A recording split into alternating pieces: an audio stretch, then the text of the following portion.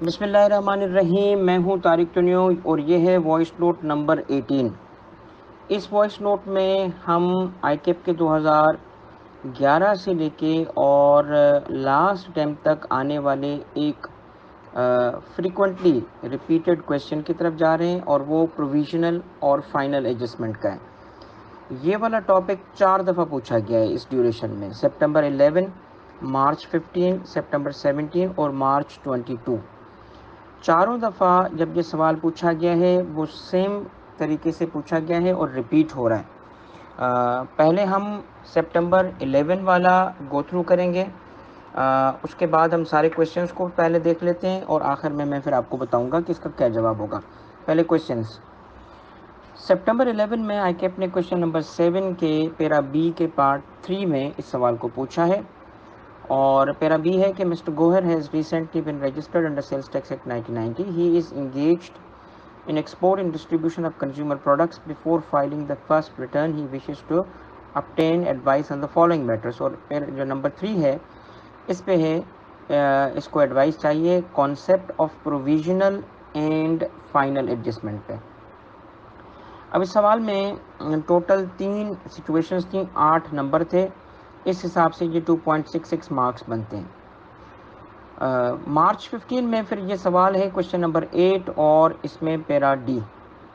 Salim is registered under sales tax act 1990 and is engaged in the business of export and distribution of electronic appliances. Requirement है कि under the provisions of the sales tax act and rules made thereunder advise Salim on the following matters. और यहाँ पे serial number D है, concept of provisional and final adjustment in relation to apportionment of input tax.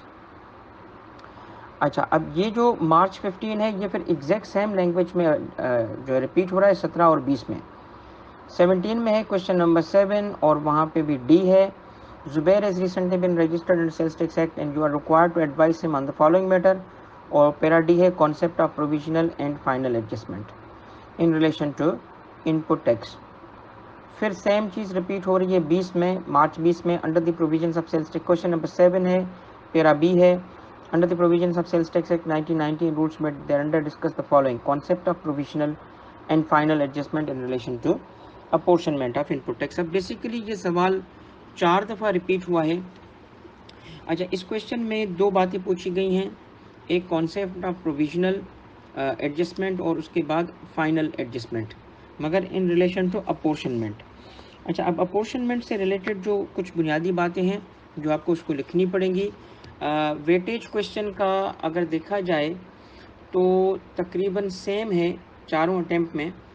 First attempt में जो कि 8 marks थे और 3 points थे, यानी 3 उसने रिक्वायरमेंट की थी, तो डिवाइड बाय 3 किया, 2.5 के आसपास बन रहा है। 15, 17 और 20 में जब ये पूछा गया तो हर दफ़ा 2 नंबर का ये सवाल पूछा गया। तो इस तरीके से अगर देखा जाए तो इसके अंदर जो मेन पॉइंट्स आएंगे वो ये होंगे कि प्रोविजनल जो in relation to input tax provisional adjustment ये होती है कि हम एवरी मंथ सप्लाईज अगर मोर देन 1 टाइप की हों, जैसे टैक्सेबल सप्लाईज और एग्जाम्प्ट हो, या अगर टैक्सेबल में भी स्टैंडर्ड रेट और ज़ीरो रेटेड हो, तो फिर जो input tax residual input tax होता है, रेजिडुअल इनपुट टैक्स किसको कहते हैं, जो एलोकेट ना हो सके, जो स्पेसिफिकली किसी मखसूस सप्लाई में एक्सक्लूसिविटी के साथ यूज़ ना हुआ हो, ये रेजिडुअल इनपुट टैक्स को अपोर्शन किया जाता है on the basis of values of supplies for the month. और इस तरीके से जब हम इनपुट टैक्स को एडजस्ट करते हैं every month on the basis of sales detail sales figures for the month, तो ये प्रोविजनल एडजस्टमेंट कहलाता है। फिर ईयर एंड पे आके एनुअल फिगर्स की बेसिस पे जो एक दफ़ा एडजस्टमेंट की जाएगी या अपोर्शनमेंट की जाएगी वो कहलाती है फाइनल एडजस्टमेंट।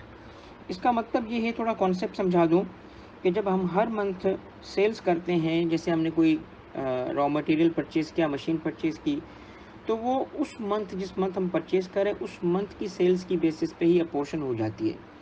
तो मुमकिन हो कि ये ट्रूली रिप्रेजेंट ना कर रहा हो। अगर एक मशीन परचेज़ की जो ईयर एंड पे आके हमें पता चलता है कि ये टैक्सेबल में ज़्यादा इस्तेमाल हुई, एग्जाम्प में कम इस्तेमाल हुई, मगर उस मंथ में जब हमने परचेज़ किया था एग्जाम्प की हमारी परचेज़ ज़्यादा थी, या एग्जाम्प्ट की सेल्स हमारी ज़्यादा थी, तो इस वजह से जो अपोर्शनमेंट हो रहा होता है मंथली बेसिस पे वो ट्रूली रिफ्लेक्टिव नहीं होता, इसलिए इसको प्रोविजनल या टेम्पररी का करार दिया गया है और एनुअल बेसिस पे इसे एडजस्टमेंट को या अपोर्शनमेंट को एक दफ़ा किया जाता है और उसकी वजह से जो एडजस्टमेंट्स होती हैं वो फाइनल जो है होती हैं।